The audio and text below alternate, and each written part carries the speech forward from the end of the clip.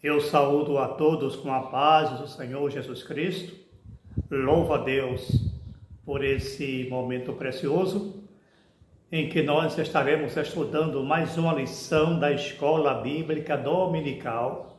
Hoje nós iremos tratar da lição de número 8, que tem o título A Resistência de Mardoqueu. Esta lição será abordada no dia 25 de agosto de 2024. Então, nos acompanhe que nós iremos fazer uma aula expositiva a respeito desta lição. Observamos que estamos tratando do livro de Esther, um livro fascinante.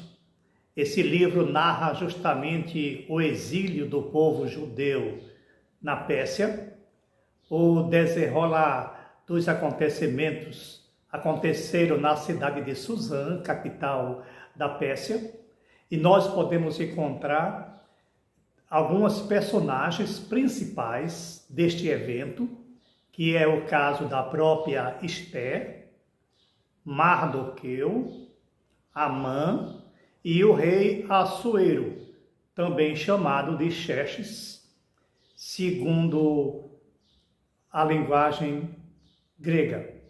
Então, o que nós podemos observar no contexto, na essência, seria o plano para o extermínio do povo judeu.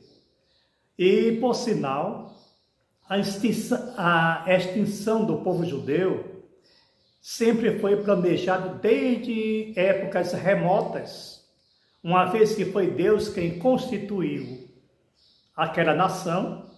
Então, todas as investidas satânicas eram justamente contra este povo, uma vez que ele não tem condição de atingir diretamente a Deus. Então, ele começa a atingir aquilo que é mais precioso para Deus. O povo judeu, a igreja, a criação. Esse é o alvo de Satanás.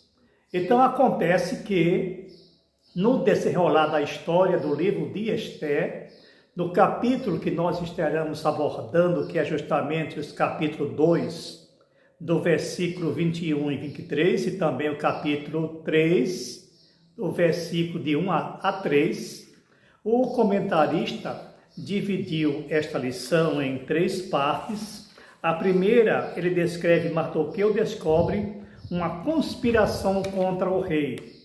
E o segundo, Amã é exaltado pelo rei. E o terceiro tópico nos diz justamente que a resistência de Mardoqueu e o ódio de Amã. Então esses são os temas que é abordado dentro desses capítulos ora mencionados. Então, o que nós sabemos, conforme já falamos, é que os judeus estavam cativos ou residiam na cidade de Suzã, capital da Pérsia. Agora, eles gozavam de uma relativa liberdade, como os demais povos conquistados. E nós encontramos dentro desse contexto algo muito impressionante dos personagens ora citadas, de um lado bom e também do lado ruim. Mas nós vamos extrair lição justamente de Mardoqueu e de Esther, as pessoas do bem, pelo seu comportamento, pela sua atitude. Nós podemos analisar ou aprender como nós também devemos nos comportar. Mardoqueu era primo de Esther, mas ele a criou como pai, por isso ela devia respeito e obediência ao seu primo, que é uma das virtudes de Esther, embora sendo a rainha da Pérsia. Ela não usou dessa autoridade ou não tornou-se uma pessoa arrogante, Muito pelo contrário, ela continuou temente a Deus, ela continuou obediente, ela continuou humilde. Esses são predicados que nós podemos também extrair daquela pessoa, ou seja, de Esté. Por sua vez, Mardoqueu era um dos funcionários do palácio. Ele vivia na porta do palácio, mas ele nunca usou a influência que ele tinha junto a Esté para se exaltar. Muito pelo contrário, ele permaneceu sempre no anonimato, ele não fez tráfico de influência, porque ele sabia muito bem que a sua prima filha era a rainha, mas nem por isso ele se exaltou. Pelo contrário, ele continuou na sua posição de empregado, de servo e também de temente a Deus. Isso é um privilégio que poucas pessoas ostentam, a humildade. E o que nós podemos observar justamente de Mardoqueu é que ele foi o primeiro a descobrir um plano de assassinato para o rei. Mas ele procurou as vias corretas, as vias legais. Observa a atitude de Mardoqueu. Ele não foi diretamente ao rei. Ele não pediu uma audiência ao rei para expor o plano maléfico que algumas pessoas estavam planejando contra o rei. Ele contou para Esté, que por sua vez ela compareceu à presença do rei e relatou o episódio. Logo, nós podemos ver mais uma vez os predicados, as qualidades inerentes àquele casal, adquirido justamente mediante os seus ensinamentos em casa, mediante a sua cultura. Eles reconheciam que estava em um país estrangeiro, mas ao mesmo tempo Esté era a rainha da Pérsia, mas ela continuou com essa posição de humilde e ela também não quis revelar a sua identidade como judia por alguns motivos óbvios. Quando Esté tomou conhecimento do ocorrido, e conforme está aqui na própria lição, a atitude de Esté se revelou não apenas eticamente correta, mas também revestida de prudência. Embora possivelmente ela não imaginasse que houvesse uma investigação prévia para apurar a informação, descobriu-se que de fato havia um plano homicida em andamento.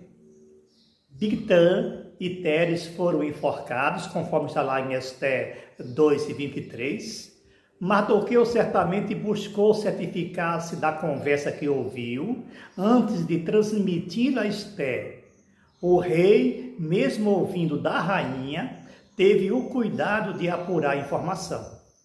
É uma questão de justiça. Nesse ponto, Assuero agiu como líder sensato e não exerceu o poder de forma precipitada. Mesmo sendo confiáveis as fontes, é claro, como no caso de Mardoqueu e Esté, é conveniente que se busque comprovar toda a acusação para não cometer injustiça. Agir com base apenas no ouvir dizer estimula fofocas e torna o líder sensível a manifestações. Desde a antiguidade, era costume registrar os fatos ocorridos no cotidiano das cortes, que eram tudo feito no que nós chamamos de, ou eles chamavam de, os livros das crônicas. Era um registro dos eventos importantes que acontecia no reino. Então, tudo isso ficava arquivado. Então, o que nós também podemos observar é que existia uma outra pessoa influente dentro do palácio. Agora eu quero ressaltar que quando Mardoqueu informou a rainha, que por sua vez a rainha informou ao rei desse plano, Mardoqueu não recebeu nenhum prêmio. Mardoqueu não recebeu nenhuma honraria de imediato. Agora, o que eu admiro justamente é a atitude dele. Ele não foi buscar essas honrarias, se bem que ele recebeu futuramente. Mas o que nós podemos extrair desse comportamento é que nós devemos sempre estar na nossa posição e sempre esperar o tempo de Deus, o momento oportuno, a ocasião adequada, nunca se precipitar. Mardoqueu soube esperar, é claro. Então, o que nós vemos também, conforme está registrado no item 2 da lição, Amã é exaltado pelo rei. Agora observa o outro lado do fato, da história. Amã era o inverso de Mardoqueu no sentido de caráter. Enquanto Mardoqueu tinha um caráter íntegro, uma reputação ilibada, Amã era uma pessoa arrogante, uma pessoa exaltada, e quando ele foi nomeado pelo rei, como nós podemos dizer aqui, uma posição como se fosse um primeiro-ministro, então isso subiu para a cabeça. Ele já era amado, é claro, ele já era arrogante e ficou mais ainda. Agora, esse novo personagem, Amã, ele era muito rico. Já entra em cena sendo elevado por Assuero acima de todos os príncipes do reino, identificado como Agagita. Isso é Flávio Joséfo, ele relata isso. Ele diz que Amã era descendente dos Amalequitas, lembrando que os Amalequitas era um povo que odiava os judeus, perseguia os judeus, e quando eles invadiam a terra dos judeus, invadiam Israel, eles eram muito cruéis, eram muito perversos. Então, esse homem, ele tinha justamente tudo de um amalequita. Então, o termo Agagita costuma ser associado a Agag, o rei dos amalequitas, mencionado em 1 Samuel, capítulo 15. Versões bíblicas de diversas traduções apresenta isso. Então, o texto não nos informa o motivo da exaltação de Amã, apenas determina que ele foi exaltado, ele foi colocado pelo rei como uma pessoa importante ou a mais importante do reino, e isso mudou completamente a sua relação com o público em geral, com o povo, principalmente com os judeus. Agora diz aqui a lição que, enquanto isso, nada mudou para Mardoqueu, apesar do seu ato heróico.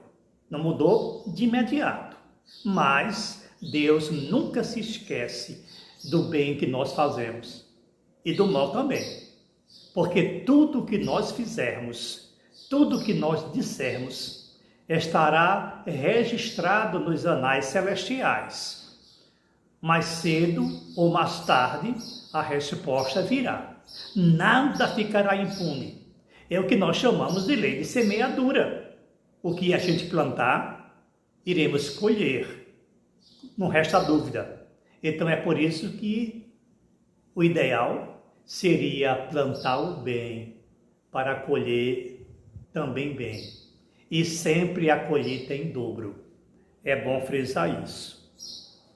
Agora, o subitem 3 da lição mostra o seguinte: quando nutrimos alta expectativa, nos tornamos sujeitos a muitas frustrações.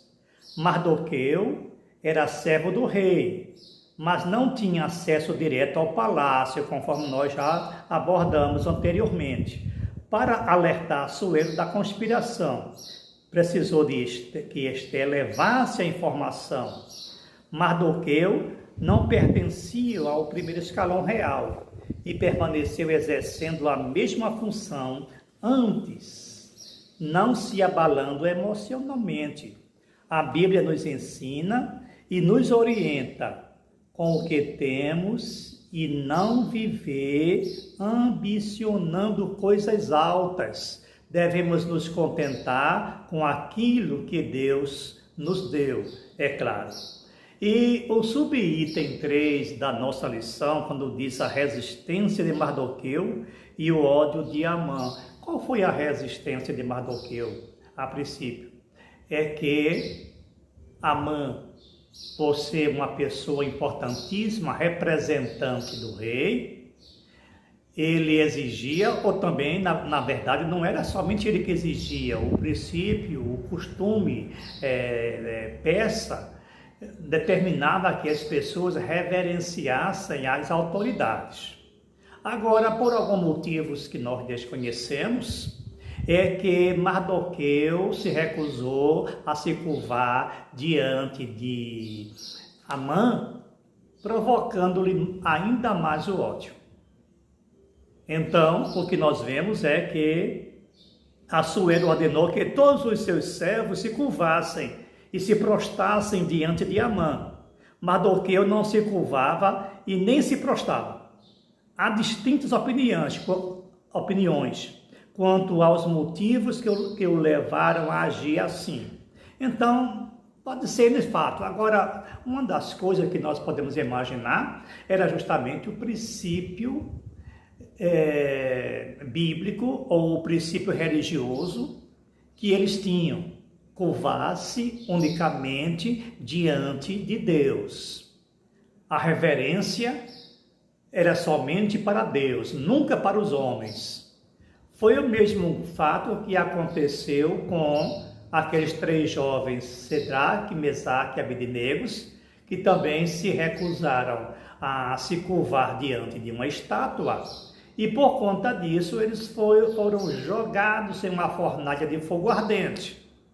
Sempre há punição, é claro, quando as pessoas se recusam a se curvar diante de homens.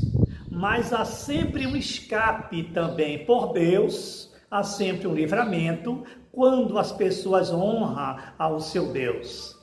Tudo é valorizado, tudo que nós fizermos em honra, em adoração ao nosso Deus, é reconhecido por Ele, é reconhecido por Deus. Então, acendeu-se um ódio ferrenho contra os judeus, porque odiar já odiavam. Rejeitados eles já eram, não somente por Amã, mas por quase todos os habitantes daquela região. Os judeus não eram benquistos, como ainda hoje também o são. E a vontade, o desejo de exterminar o povo judeu remota de épocas passadas, conforme nós já abordamos. Desde Gósen no Egito, quando o faraó mandou que todos os meninos descendentes, filhos das hebreias, fossem mortos. E eles mataram a todos, escapou Moisés. Deus sempre dá um escape. Deus nunca deixa o seu povo ser exterminado. Então não foi a primeira vez, não foi a segunda, nem a terceira, que houve esse desejo ardente no coração das pessoas para exterminar o povo judeu. Aconteceu também já na época do Novo Testamento, quando o Senhor Jesus nasceu, o imperador romano ordenou que todas as crianças de 2 anos para baixo fossem executadas.